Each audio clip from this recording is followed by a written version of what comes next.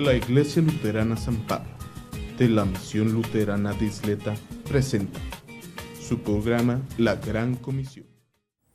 Hola una vez más y bienvenidos a este programa La Gran Comisión. Gracias por estar acompañándonos. Esperemos que sus vidas estén bendecidas grandemente por la palabra de Dios, que llegue a su corazón, a su mente, a su alma, sobre todo para que pueda impactar en el interior y en lo más profundo de su corazón, para que podamos observar las cosas que vemos en la vida desde otro punto de vista y perspectiva ya muy bíblica. Como siempre, un afectuoso saludo por parte de la congregación de la Iglesia Luterana San Pablo aquí en El Paso, Texas, siempre listos y esperando alguna llamada para apoyarlos en oración por alguna situación o necesidad que estén sucediendo. Sabemos que hay muchos problemas en nuestra sociedad y aunque no los quisiéramos tener, pero los tenemos. Hay muchas cuestiones que nos suceden a nosotros, al pueblo de Dios, porque pues estamos tratando de entender, comprender y participar y compartir y nos pegan más de lleno. Quizás a la persona esa que anda ahí perdidota en la vida, a lo mejor no es mucha importancia porque ya está bien perdido. Para el diablo, dice, pues él es mío, pues ahí lo dejo. Pero nosotros que estamos en pugna con las cosas del diablo, pues entonces sí, como que nos pegan, nos quieren pegar más directo. Pero Dios, en su infinito amor y misericordia, nos comparte con su palabra, con su consuelo y con su fortaleza para poder entender todo esto de una mejor perspectiva. Y que nuestras almas estén seguras, que nada nos va a separar del amor de nuestro Señor. Muy bien, vamos a entrar al tema que nos corresponde para el día de hoy. Es Jesús y la mujer samaritana. Un texto conocido también por muchos, lo hemos leído en algunos servicios de la iglesia seguramente. Le voy a dar una lecturita así rápida para empezar a platicar un poquito sobre el contexto, sobre esta mujer samaritana y por qué la importancia de que se mencione aquí. Dice, capítulo 4 de San Juan, dice, cuando el Señor supo que los fariseos habían oído decir, Jesús hace y bautiza más discípulos que Juan, aunque en realidad Jesús no bautizaba sino sus discípulos, salió de Judea, se fue otra vez a Galilea. Le era necesario pasar por Samaria, así que fue a una ciudad llamada Sicar, la cual estaba junto a la heredad que Jacob le dio a su hijo José. Ahí estaba el pozo de Jacob, y como Jesús estaba cansado del camino, se sentó ahí junto al pozo, eran casi las 12 del día. Una mujer de Samaria vino a sacar agua y Jesús le dijo, dame de beber. Y es que sus discípulos habían ido a la ciudad para comprar de comer. La samaritana le dijo, ¿y cómo es que tú, que eres judío, me pides de beber a mí, que soy samaritana? Dice, y es que los judíos y los samaritanos no se tratan entre sí. Jesús respondió, si conocieras el don de Dios y quién es el que te dice dame agua, dame de beber, tú le pedirías a él y él te daría agua viva. La mujer le dijo, Señor, no tienes con qué sacar agua y el pozo es hondo, así que ¿de dónde tienes el agua viva? ¿Acaso eres tú mayor que nuestro padre Jacob, que nos dio este pozo del cual bebieron él y sus hijos y sus ganados? Jesús le respondió, todo el que beba de esta agua volverá a tener sed, pero el que beba del agua que yo le daré no tendrá sed jamás. Más bien, el agua que yo le daré será en él una fuente de agua que fluya para la vida eterna. La mujer le dijo, Señor, dame de esa agua para que yo no tenga sed ni venga aquí a sacarla. Jesús le dijo, ve a llamar a tu marido y luego vuelve acá. La mujer le dijo, no tengo marido. Jesús le dijo, haces bien en decir no tienes marido, porque ya has tenido 5 maridos y el que ahora tienes no es tu marido. Esto que has dicho es verdad. La mujer le dijo, Señor, me parece que tú eres profeta. Nuestros padres adoraron en este monte y ustedes dicen que en el lugar donde se debe adorar es Jerusalén. Jesús le dijo, créeme, mujer, que viene la hora cuando ni en este monte ni en Jerusalén adorarán ustedes al Padre. Ustedes adoraron lo que no saben. Nosotros adoramos lo que sabemos porque la salvación viene de los judíos. Pero viene la hora y ya llegó cuando los verdaderos adoradores adorarán al Padre en espíritu y en verdad, porque también el Padre busca que lo adoren tales adoradores. Dios es espíritu y es necesario que los que adoran lo adoren en espíritu y en verdad. Le dijo la mujer, yo sé que el Mesías llamado el Cristo ha de venir y que cuando Él venga nos explicará todas las cosas. Jesús le dijo, yo soy el que habla contigo. Aquí le voy a parar, la lectura es más larga, pero es mucho la lectura, ¿me explico? Tenemos una lectura que ya conocemos en diferentes momentos, ¿verdad? Tenemos aquí en la parte contextual, que es muy importante, Jesús sale de Judea y se va a Galilea y pasa por Samaria. ¿Quiénes eran los samaritanos? Esa es una gran idea porque de aquí depende, porque esta mujer samaritana habla de que nuestro padre Jacob, pero dicen, había una diferencia étnica y un acercamiento también étnico aquí. Entonces vamos a hacer un repasito así genérico para irnos concentrando, porque también es importante conocer un poco el contexto y la historia. Muy bien. Estamos hablando que la era de los patriarcas de Abraham, de Isaac y de Jacob, que son la descendencia directa siempre, estamos hablando aproximadamente del año 2000, 2100 antes de Cristo, ¿sí? Hasta el año 1800 antes de Cristo. Estamos hablando de unos 200 o 300 años en la era de los patriarcas, desde Abraham, Isaac y Jacob, obviamente sus hijos, ¿verdad? Todo ese tipo de los patriarcas. Y luego sabemos la historia de que se fueron a Egipto cuando José y todo este asunto, y luego se quedaron en Egipto varios años y luego regresan con Moisés. En el periodo de Moisés más o menos está ubicado en el año 1400 y cachito, 1440 y tantos, más o menos, en el año... Son fechas que pueden variar de acuerdo al estudio que hagas, pero estamos hablando de un panorama general, ¿sí? Unos 1440 y quíbole, está en la época de Moisés, y luego 1406, dicen por ahí, en la época de que el pueblo de Israel llega a la tierra de Canaán, o sea, a la tierra que conocemos hoy como Israel. Y de ahí empieza una época denominada de los jueces, que de hecho empieza desde Moisés, porque Moisés era como un juez de Israel. Moisés y luego Josué y así, Gedeón y todos ellos. Bueno, empieza la época de los jueces desde el año 1406 aproximadamente, 1300, todo eso, hasta el año 1050. Ahí aparecen varios jueces, entre ellos uno muy conocido llamado Sansón, también era juez de Israel, que eran como caudillos, ¿sí? Y luego, para el año 1050 aproximadamente, llega el primer rey de Israel, que es Saúl. Él dura 40 años, y luego llega David, otros 40 años, y luego llega su hijo Salomón, 40 años. Y luego, ya para el año 931, ya está construido el primer templo, y se divide el reino.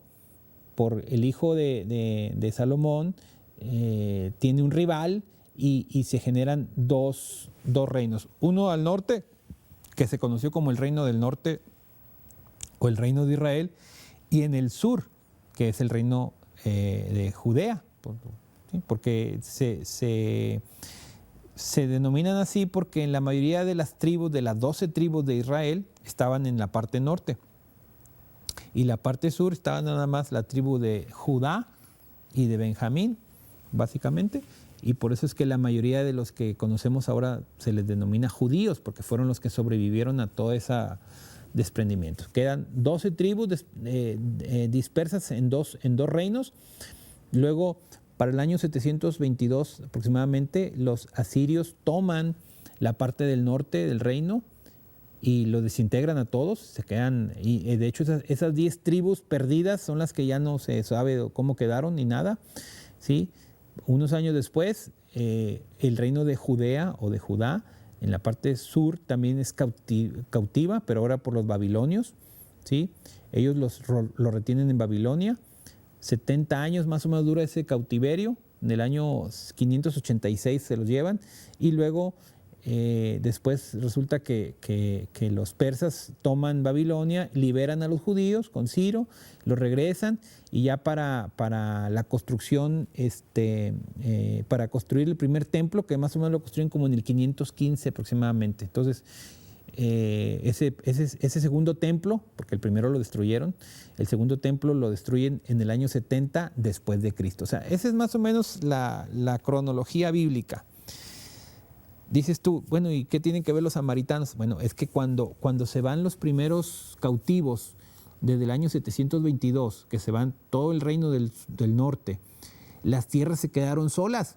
porque se los llevaron cautivos y empezaron a mezclarse gente que no era israelita con los poquitos que se quedaron ahí, ¿sí? Y empezaron a fusionarse. Y pasa lo mismo que pues en todas las civilizaciones cuando se fusionan los pueblos. Ya de repente algunos ya no tienen las costumbres o tienen las costumbres mezcladas. ¿Me explico?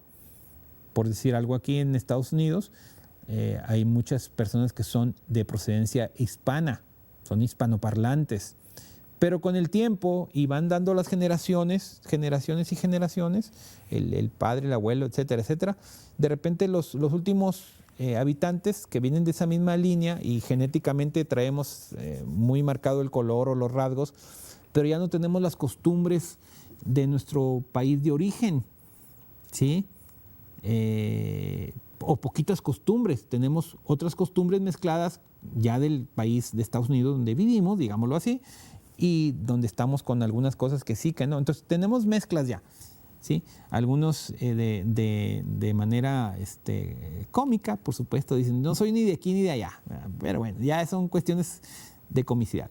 Lo que sí es que en el área de Samaria, que en los tiempos de Jesús se conocía como Samaria, había justamente este tipo de población mezclada de judíos que quedaron por ahí perdidos, extraviados, y que se fueron casando con personas que no eran judías y mezclaron las tradiciones, las creencias y todo. Resultando entonces en una combinación un poco rara, porque si bien es cierto, en la parte norte de Israel quedó constituida como Galilea, y en la parte sur como Judea, en la parte media era Samaria. Entonces todos los que iban de Galilea a Jerusalén o al revés tenían que pasar por Samaria. Pero los samaritanos eran considerados despreciables porque eran una combinación de algunos judíos que quedaron por ahí y otros que no eran, ¿sí? Entonces no era fácil para ellos sobrevivir en este contexto, porque ellos tenían en su creencia todavía el concepto de Dios, ¿sí? Pero los mismos judíos decían, ustedes no sirven, ustedes no pueden, ustedes no tienen. De hecho, los samaritanos generalmente utilizaban solamente la parte del Pentateuco, la Torá, que eran los libros de la ley, Génesis, Éxodo, Levítico, Número, Deuteronomio. Ellos no tenían acceso o no le daban importancia a los libros de los profetas, que Crónicas, Reyes, Jeremías, Ezequiel, nada de eso, ¿sí? Y los judíos de Judea y de Galilea sí le daban importancia a toda la Torá, que era eso, y a la otra parte de las profecías, ¿sí? Entonces, había diferencias. Sin embargo, la gente de Samaria se consideraba descendiente también de los patriarcas. Por eso es que esta mujer dice, nuestro padre Jacob, o sea, aquí le dio de tomar agua a sus hijos y a sus animales, porque era el pozo de Jacob. Entonces, ellos se consideraban descendientes también de Abraham, de Isaac y de Jacob, pero los judíos no los consideraban sus iguales, los consideraban como o sea, abajo de ellos, y no los consideraban nada. De hecho, no querían ni siquiera, no los tomaban en cuenta para nada. Tenían que pasar por ahí, pero siempre que pasaban, o sea, trataban ni siquiera ni de verlos, ni de hablar con ellos, porque los consideraban de inferior nivel de lo que sea. ¿Me explico? Y bueno, volvemos al punto que he mencionado en algunos programas. La soberbia y todas esas cosas eran clarísimas en este punto. ¿Me explico? Bueno, Jesús llega, van caminando, dice que van caminando por ese camino y llegan a ese punto. Jesús le dice a sus discípulos que vayan a buscar algo de comer o algo así, que se vayan para allá, y él se queda en el pozo de Jacob, se queda sentado ahí, ¿sí? En ese momento llega la mujer, ¿sí? Y Jesús le pide agua. Entonces, una de las primeras impresiones de la mujer es, ¿por qué me estás hablando? ¿Me explico? O sea, ¿por qué? Dice, tú que eres judío, me pides a mí de beber que soy samaritana. O sea, ¿cómo? O sea, ¿por qué me estás hablando? O sea, simplemente ¿por qué me estás dirigiendo la palabra? Si tu gente judía dice que nosotros somos así casi como perros, o sea, nos pateas, o sea, dices que no servimos para nada. ¿Cómo me estás hablando? O sea, de entrada.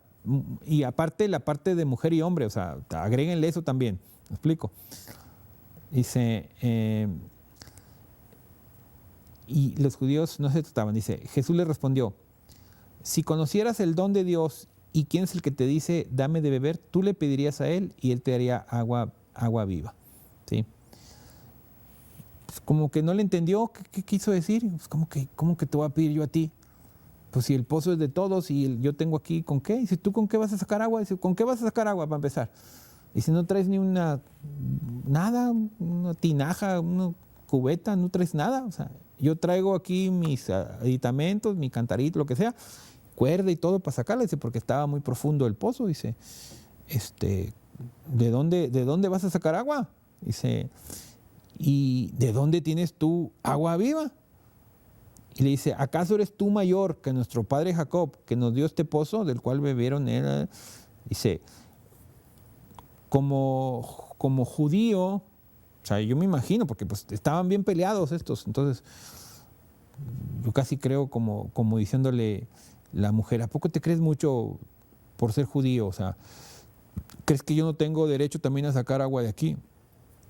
La discusión en ese sentido, o sea, pues ¿qué crees que yo no puedo o qué? O esto y lo otro, dice. ¿Sí? Dice, ¿acaso eres tú mayor que Jacob?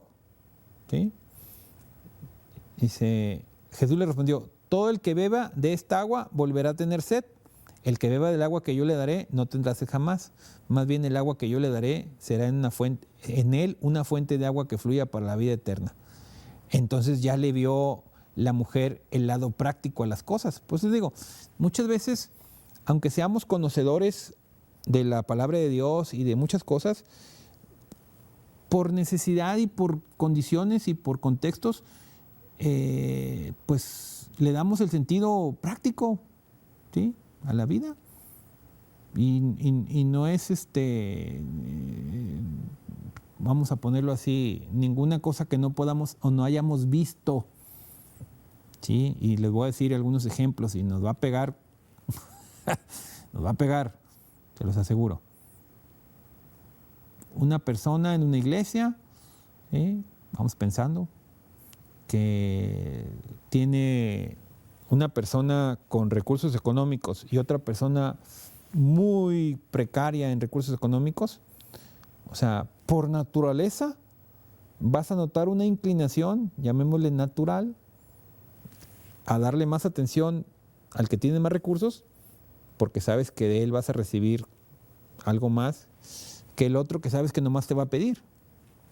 Sí, evidentemente. O sea, eso no es que sea un pecado, todo es pecado. O sea, lo que hacemos, somos pecadores naturales. Y eso tú lo puedes observar así nomás con tus ojitos. Puedes ver y decir, oye, es que a veces le dan más importancia a este que a este. Pues sí, porque este tiene más forma, más ayuda, más esto, más lo otro, más capacidad, más estudio, más lo que tú quieras. Se le menciona más, el hermano fulano, y el hermano fulano, y el hermano fulano. Y al otro, vamos a orar ahí por los hermanos y ya. Pero, el hermano, Dios bendice al hermano que está produciendo. Y ese tipo de cosas lo puedes ver con tus ojitos. O sea, no te estoy hablando de nada que no hayas visto en alguna ocasión o varias ocasiones. O sea, esa es nuestra naturaleza humana. Es el lado práctico de la vida de nosotros como humanos, decir, bueno, pues si esto me conviene más que el otro, pues sí, aquí le está diciendo Jesús, yo te voy a dar un agua que va a fluir en ti, que no vas a tener sed. No, pues dámela para no venir a cargar agua aquí. O sea, no me interesa quién seas, no me interesa, pero si tú me puedes dar algo que evite que yo venga con la tina cargada aquí, la cubeta cargada de quién sabe dónde, para llevármela hasta dónde, pues dámela. O sea, lado práctico, ¿me explico? Es el lado normal de un ser humano. ¿Sí? Sigue diciendo, ve a llamar a tu marido y ven con él. Dice, no, pues no tengo. Ya le explica Jesús, pues sí, ya sé que no tienes. Yo creo que, el que tú sepas los chismes de la comunidad, eso no es ninguna novedad. aquí estamos hablando de una persona que en tu vida habías visto y que aparte, por cuestión racial, si tú quieres verlo así, no tiene ningún contacto con ninguna persona de tu grupo social y que te diga con claridad algo que solamente tú y la gente cercana a ti sabía, ¿sí? Pues ahí te encargo, ¿me explico? Ahí te encargo. O sea, es muy, muy complejo, ¿sí? En una ocasión, hace ya muchos años, llegó una persona ahí a Chihuahua. En Chihuahua es como que la cuna de la Revolución Mexicana, para los que no conocen, que yo sé que sí conocen. Llegó una persona de Australia, del otro lado del mundo, ¿sí? Para ir al museo que actualmente se exhibe en la ciudad de Chihuahua, el Museo de la Revolución, donde vivía Pancho Villa, ¿sí? Y cuando se supo que esta persona venía desde el otro lado del mundo, dijo, ¿cómo es que vienes tú desde el otro lado del mundo? Para empezar, o sea, ¿qué significa Pancho Villa para ti, que vives al otro lado del mundo, que no tiene nada que ver contigo? Dijo, no, pues es que yo lo leí, me gustó la historia de México, y quise venir hasta acá. O sea, un dineral que le ha de haber costado venir hasta el otro lado del mundo, ¿sí? A México, a conocer la cuna de la revolución, que no tiene nada que ver contigo, ni con tu sociedad, ni con tu comunidad, ni con nada. O sea, es tan extraño y tan raro, ¿sí? Yo me imagino que algo así le pasó a la persona. Dijo, ¿cómo es que esta persona, que no tiene nada que ver conmigo, me conoce tan bien? Y entonces cuando se le empieza a poner a ella, dice, tú eres profeta. Tú eres una persona de Dios y eres profeta. Hasta ahí todavía ella no sabía de a quién le tenía enfrente. Simplemente pensó que era una persona, digamos, al nivel de los que conocía ella, Jacob, etc. O sea, tú eres una persona de Dios. Y esta es una de las primeras veces en que Jesús se declara plenamente como el Mesías, el Hijo de Dios, etcétera, etcétera, etcétera. ¿Sí? Dice, bueno, me estoy adelantando un poquito, porque antes de eso le dice, la mujer empieza en disputa, dice, tú eres profeta, dice, nuestros padres adoraron o sea, sigue peleando. Ustedes dicen que se debe adorar en Jerusalén y nosotros adoramos aquí, o sea, para ustedes nosotros no hacemos las cosas bien, o sea, está discutiendo la mujer todavía. Ya entendió que él es como un profeta, alguien que sabe, y aprovecha para decirle, ustedes nos están diciendo que no podemos hacer la oración aquí, ustedes dicen que nada más podemos orar allá en el templo en Jerusalén, como diciendo, pues, o sea, ¿por qué? Y entonces le dice, Jesús no se pone a discutir con ella, le dice, créeme que viene la hora cuando ni en el monte, ni en Jerusalén, adoraron ustedes al Padre. Dice, ustedes adoran lo que no saben, nosotros adoramos los que sabemos porque la salvación viene de los judíos. ¿Sí? Una cuestión ahí. Dice, pero viene la hora y ya llegó cuando los verdaderos adoradores adorarán al Padre en espíritu y en verdad. O sea, ya no importa si eres judío o no, eres samaritano, o estás en Jerusalén, o estás en cualquier lado. Dice, va a llegar la hora y ya llegó, dice, ya llegó. Dice, porque vamos a adorar a Dios en espíritu y en verdad. ¿Sí? Porque también el Padre busca que lo adoren tales adoradores. ¿Sí? Y entonces sigue diciendo, Dios es espíritu y es necesario que los que lo adoran en espíritu y en verdad. Le dijo la mujer, aquí es donde viene la parte, dice, yo sé que el Mesías, el Cristo, nos va a explicar esto. Y entonces le dice Jesús, yo soy el Mesías con el que estás hablando. O sea, para mí este es uno de los momentos más, no sé, importantes, me explico, donde Jesús se declara abiertamente, se presenta abiertamente con su nombre y apellido, por decirlo así. Yo soy, o sea, yo soy. Ese Mesías que te dijeron, que leíste, que te informaron, porque el Mesías en ese sentido era no solamente un liberador o un caudillo, sino también era el representante directo de Dios en la visión general. No voy a esperar que la mujer conozca mucho, pero con decirte eso, con eso tienes. O sea, entonces la mujer quedó impactada. Dice que dejó ahí las vasijas que traía y se fue. Se fue a buscar a la gente con la que estaba, a decirles, he encontrado al Mesías. O sea, imagínense, o sea, qué tremenda experiencia para la mujer. Y va y lo comparte. Lo bonito de esto es que fue y lo compartió. Y lo bonito de todo también es que la gente a la que le compartió creyó. Porque al final de cuentas, tomemos en cuenta, era una mujer que seguramente no tenía precisamente una calidad moral en su misma comunidad. Si había tenido 5 maridos, pues no creo que sea una persona que digas tú, la hermana fulanita, qué buena persona es. No, seguramente no tenía una credibilidad, etcétera. Pero no era por ella, era la fuerza de la palabra de Dios, ¿sí?, que penetró el corazón de ella y penetró el corazón y la mente de los que la escucharon, que encontró el Mesías, vengan para acá. Y entonces van a buscar a Jesús y Jesús se queda con ellos 2 días. O sea, ese es el poder de Dios. Por eso dice que la palabra de Dios penetra como si fuera una espada de 2 filos, para todos lados, ¿sí? Ese es justamente lo que necesitamos. Y es lo que les voy a decir hasta el cansancio. La palabra de Dios es nuestro alimento principal. Todo lo demás es el acompañamiento de lo que tú quieras. Pero tienes que comer la palabra de Dios. Esa es la que te va a dar la sabiduría, la tranquilidad, la confianza y sobre todo la fe profunda en tu corazón. Que Dios los bendiga.